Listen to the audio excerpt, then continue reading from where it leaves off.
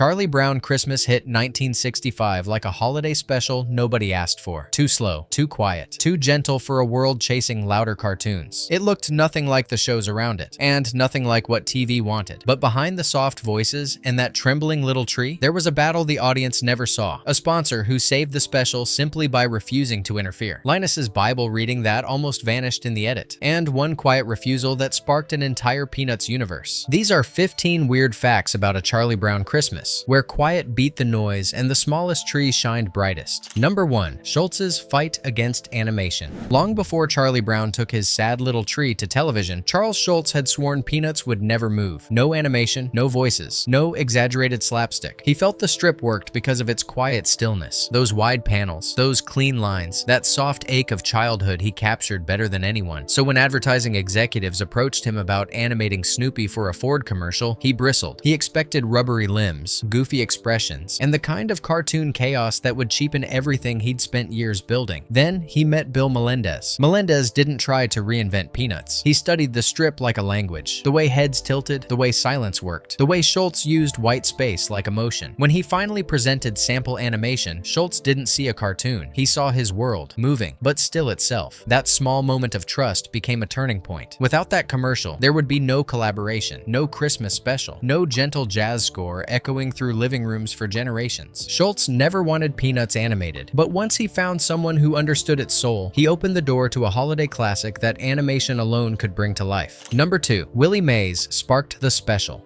Before Christmas trees, before Linus's spotlight speech, before a single piano note of Vince Guaraldi's jazz, it all began with baseball. Producer Lee Mendelson had just finished a documentary about Willie Mays, a quiet, heartfelt portrait that Charles Schulz deeply admired. Schulz wasn't impressed by Hollywood pitches or studio promises, but he respected sincerity. And when Mendelson arrived with an idea for a Peanuts documentary, Schulz said yes for one reason. He made a film about Willie Mays. That tells me who he is. That documentary never aired. The network passed. But the collaboration it sparked proved priceless. As they brainstormed what to do next, Coca-Cola asked Mendelson if he had a Christmas special in the works. He didn't, so he said what every great producer says when opportunity knocks: absolutely. And just like that, by sheer accident and timing, the door opened. Because one man made a film about Willie Mays, another man trusted him with Charlie Brown. Number 3. A classic built on $76,000.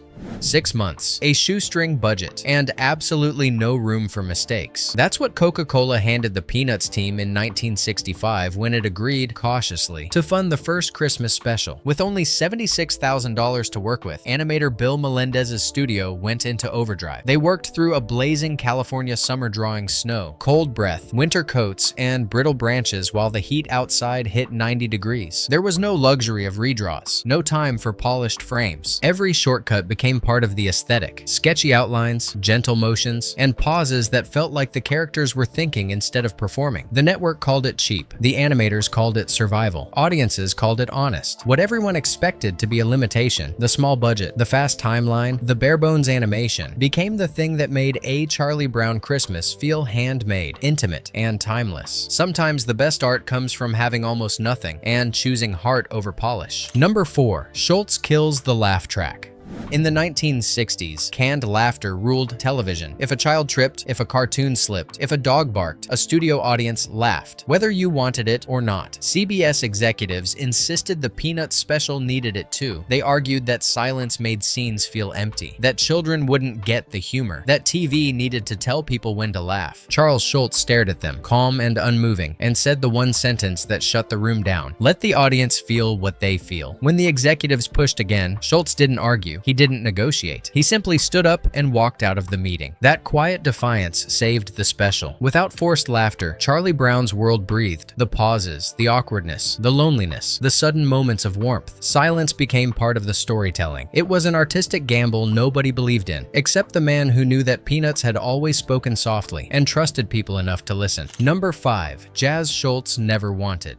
The soundtrack that defines Christmas didn't start with confidence. It started with doubt. Charles Schultz Schultz wasn't a jazz fan. He once called the genre awful, worried it felt too loose, too modern, too grown up for Charlie Brown's quiet world. But producer Lee Mendelson believed in Vince Guaraldi. He'd heard Guaraldi take a simple idea and turn it into something warm and human, and he trusted Schultz would feel that too. When the first demo played, just a few piano notes drifting like falling snow, the room went still. Even Schultz, skeptical as ever, knew instantly that Guaraldi had captured the soul of Peanuts. What Schultz thought wouldn't work became the voice of every holiday season, and the music he almost turned down became the sound that generations can't imagine Christmas without. Number 6. Snoopy's voice born in a booth. Snoopy didn't get a voice actor. He didn't get a sound design team. He got Bill Melendez. The animator hunched over a microphone, barking, growling, whining, and giggling until his throat went raw. Schultz insisted Snoopy should never speak English, so Melendez had to build an entire emotional language out of nothing but noise. He recorded each sound slowly, one odd burst at a time, then sped the tapes up to give Snoopy that bright, elastic energy. Sometimes he'd lean so close to the mic the engineers had to back him away. Other times he'd drop to the floor and roll around just to get the right Snoopy flop. None of it was planned, none of it was polished, but the moment the sped-up barks hit the animation, Snoopy came alive, mischievous, expressive, and unmistakably himself. A whole character, built from one man's laughter echoing inside a tiny recording booth. Number 7. Charlie Brown nearly broke them.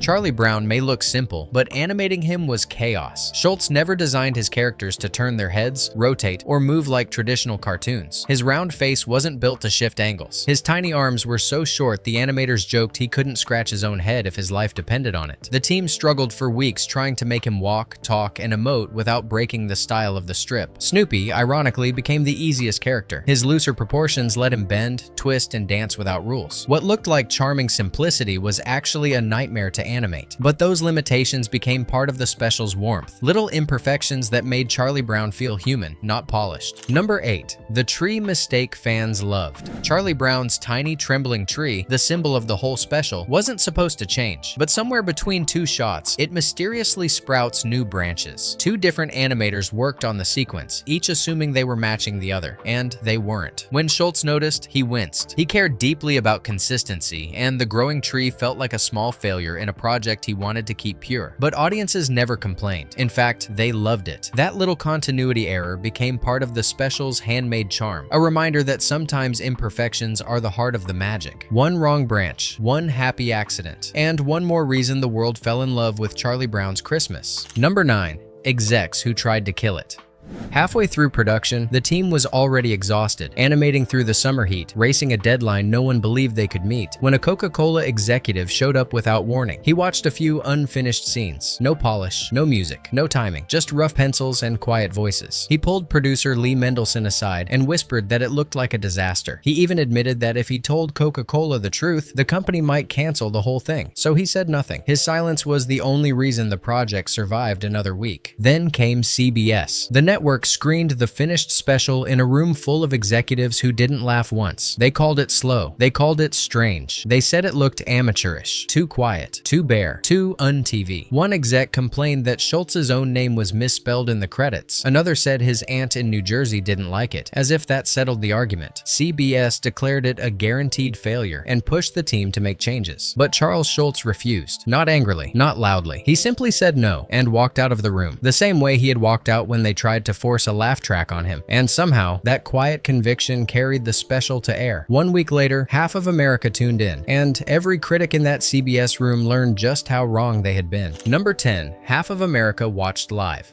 On December 9th, 1965, something almost impossible happened. Families across the country, in big cities, in tiny towns, in homes lit by tinsel and TV glow, all turned to the same channel at the same time. No hype, no social media, just word of mouth and curiosity. And then A Charlie Brown Christmas aired, and silence swept through living rooms everywhere. Not the silence executives feared, the good kind. The kind where people lean in. The kind where parents stop wrapping gifts and kids stop rustling candy wrappers because something gentle is happening on the screen. By the end of the broadcast, the numbers were staggering. Roughly 15 million households, almost half of America's TV audience, had watched it. CBS executives who predicted a flop were suddenly calling it a phenomenon. The special didn't just win the night. It became a shared national memory, born in a single quiet hour when the whole country paused and listened. Number 11. One scene erased a holiday fad. In 1965, aluminum trees were everywhere, shimmering, metallic, proudly artificial. Department stores lined them up in glowing rose. Advertisers called them the future of Christmas. They were flashy, futuristic, and completely hollow. Then Charlie Brown walked past them. He frowned, paused, and quietly chose the small, bare, fragile real tree instead. A moment so gentle audiences barely realized what they were feeling. But the country did feel it. Within months, aluminum tree sales collapsed. By 1967, the industry was gasping for air. By 1969, it was gone. A simple animated special, made with almost no money, changed an entire market simply by reminding people where the heart of Christmas really lived. One cartoon boy chose authenticity, and a national fad vanished like tinsel in the wind. Number 12. Kids who made peanuts real.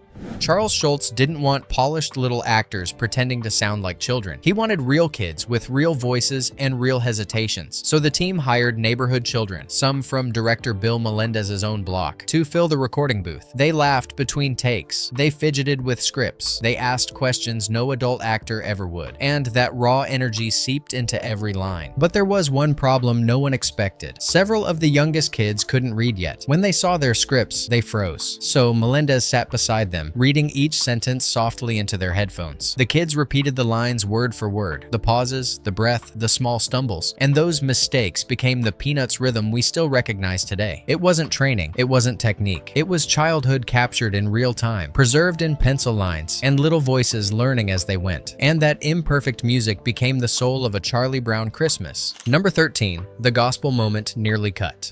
Schultz believed the story needed a beating heart, something honest, something true. So he wrote Linus standing alone on stage, delivering a full passage from the Gospel of Luke. No music, no jokes, no movement, just stillness. Producer Lee Mendelson panicked. Sponsors might pull out. CBS might reject the whole special. Religious content in primetime was a risk nobody wanted. Schultz refused to change a word. "If we don't do it," he said, "who will?" The scene stayed, and when Linus whispered, "That's what Christmas is all about, Charlie Brown," the country fell silent. For many families, that moment became the emotional anchor of the entire holiday season. 1 minute of scripture nearly vanished and instead became the soul of the special. Number 14. School plays that broke the rules. For nearly half a century, schools and community theaters kept staging A Charlie Brown Christmas the same way families breathed, quietly, instinctively, every December. Children stepped into Charlie's zigzag shirt, teachers built cardboard Snoopy houses, and local choirs practiced Hark the Herald Angels Sing like it was tradition. Except it wasn't legal. From 1965 to 2013, not a single stage production had official rights. Every school play, every church program, every community performance was technically unauthorized. But the love for the special ran deeper than the rules that surrounded it, and nobody wanted to stop kids from sharing that simple magic. Finally, in 2013, the rights were cleared. Tams Whitmark released a fully licensed stage version. Music, dialogue, choreography, everything. For the first time in decades, those tiny scripts and bright spotlights weren't breaking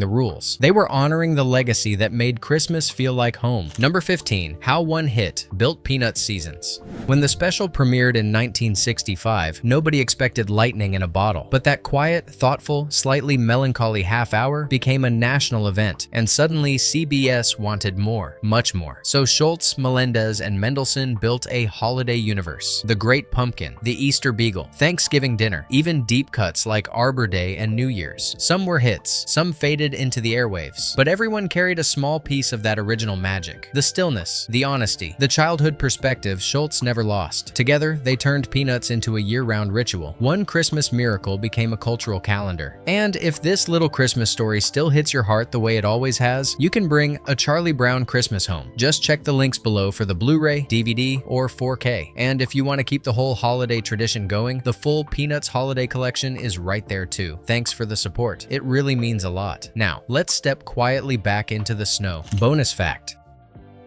Behind the gentle animation, the soft jazz, and the quiet emotions were four men who had seen the world at its harshest. All four major creators were U.S. military veterans. Charles Schultz fought in World War II and carried the weight of those memories for the rest of his life. Lee Mendelson served in the Air Force. Vince Guaraldi and Bill Melendez both served in the Army. They built a Christmas special not out of fantasy, but out of lived experience, finding warmth after hardship, hope after loss, and simplicity after chaos. Schultz once said his his proudest achievement wasn't fame or fortune, but the combat infantryman's badge he earned under fire. A Charlie Brown Christmas wasn't just made by artists, it was made by men who understood the value of peace, because they'd lived without it. A Charlie Brown Christmas was never meant to last. It was rushed together, doubted by executives, nearly buried before it aired. But somehow, with broken animation, real children's voices, and a jazz score no one asked for, they created something pure. It's quiet in a season that's loud. It's gentle in a world that rarely is. And every December, it reminds us that the smallest things, a lonely tree, a single spotlight, a child telling the truth, can soften the whole world for a moment. If this special still stops you in your tracks, if it still makes you breathe a little slower, tell us your memory, the music, the tree, Linus stepping forward, or that feeling you can't explain, but always recognize. Because stories like this don't shine because they're big, they shine because they're honest. And every year, when the lights come on, they teach us how to feel again.